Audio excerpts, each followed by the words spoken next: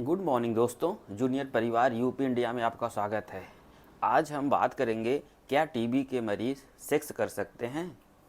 Sex, इस पर ढेर सारे लोगों के मन में क्वेश्चन रहता है और ढेर सारे लोग हमको डायरेक्ट इनडायरेक्ट तरीके से फेसबुक, व्हाट्सएप, इंस्टाग्राम, यूट्यूब के माध्यम से पूछते रहते हैं और जो खुल के डॉक्टर से बात नहीं कर पाते हैं, आज उन्हीं के लिए है कि क्या टीबी के मरीज़ नॉर्मल तरीके से सेक्स कर सकते हैं कि या कोई सावधानी रखनी है, कोई बर्ताव करना है, कोई जतन करना है, कोई एहतियात रखना है। तो आज हम इसी टॉपिक पर बात करेंगे। इस टॉपिक पर डिटेल में जाने से पहले पहले आपको समझना पड़ेगा कि टीबी क्या है, कैसे फैलती है, कितने प्रकार की होती है, कौन कौन से टीबी के माध्यम से किसी को कोई दिक्कत नहीं होती है। उसके बाद आप मेन टॉपिक पर आते हैं कि क्या टीबी के मरीज़ सेक्स कर सकते हैं। तो पहले शुरू करते हैं, टीबी क्या होती है। टीबी एक बैक्टीरियल डिजीज़ है, ट्यूबरकुलोसिस। ठीक, तो ये बैक्टीरिया जो होती है, ये जो फैलती है, इसके विषय में आपको समझना पड़ेगा। उसके पहले कि आप समझ लें कि टीबी दो प्रकार की होती है। एक पल्मोनरी टीबी जो छाती वाली टीबी होती है, दूसरा एक्स्ट्रा पल्मोनरी जो छाती के अलावा, लंग्स के अलावा और कहीं भी टीबी होती है। गांठ वाली टीबी हो गई, पेट वाली टीबी हो गई, ब्रेन वाली टीबी हो गई, स्किन वाली टीबी हो गई। ठीक, तो ये दो टीबी हो गई। अब इन दोनों टीबियों में ना, जो टीबी होती है, दोनों बीमारियों में आपको समझना पड़ेगा कि कौन कौन से एकदम सुरक्षित हैं सेक्स करने के लिए, कौन कौन से एहतियात के साथ, जतन के साथ, सावधानी के साथ करने की आवश्यकता है। इसके पहले आप समझिए कि जो टीबी होती ना बीमारी है, फैलती कैसे है।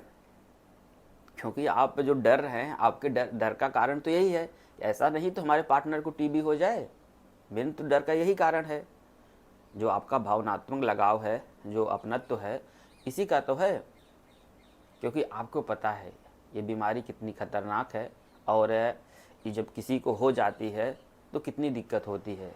समाज की अवहेलना तो झेलनी पड़ती है। समाज का नज़रिया जो इस दुष्ट टाइप का बना हुआ इसके प्रति, वो तो देखना ही है।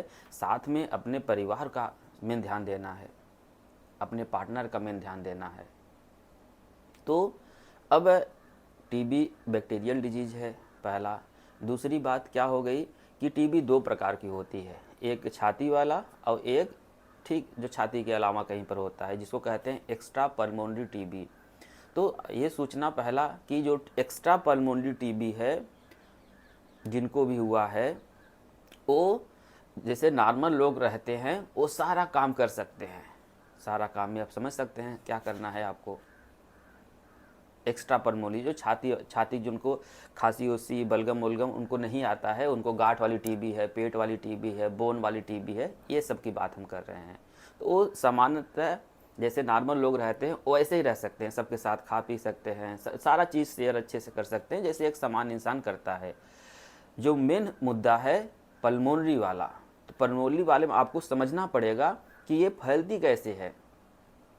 जो टीबी फैलती कैसे है, आप इसको पहले ध्यान से समझिए।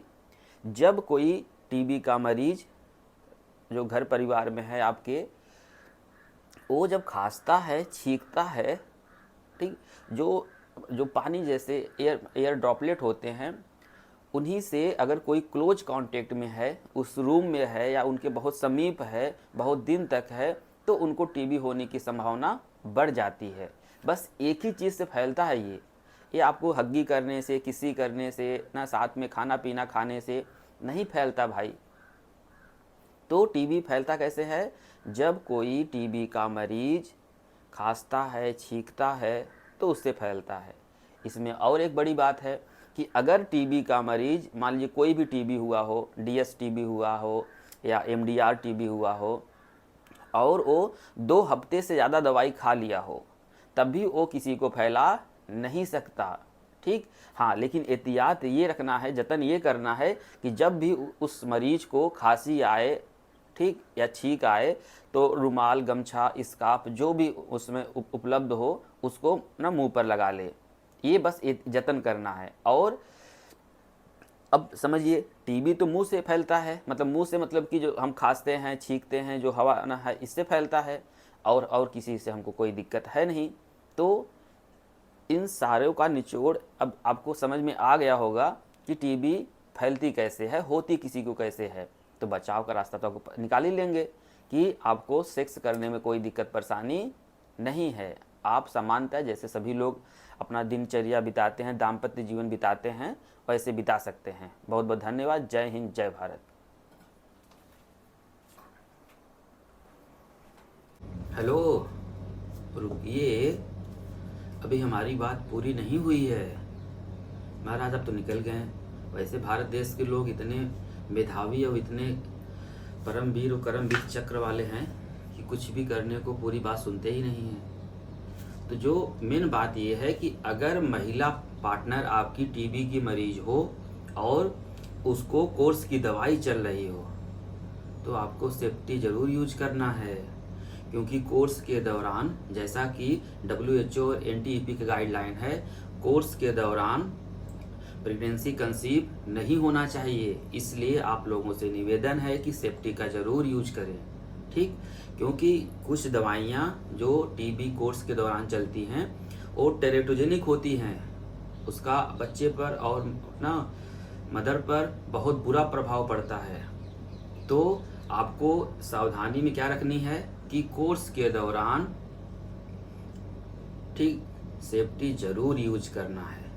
और कोई दिक्कत परेशानी हो तो आप हमको कमेंट करके बता सकते हैं। कुछ नया वीडियो चाहिए, उसके लिए भी अगर आपके मन में कोई क्वेश्चन और डाउट बन रहा हो तो बताइए, प्रयास करेंगे उसके समाधान के। बहुत बहुत धन्यवाद। जय हिंद, जय भारत।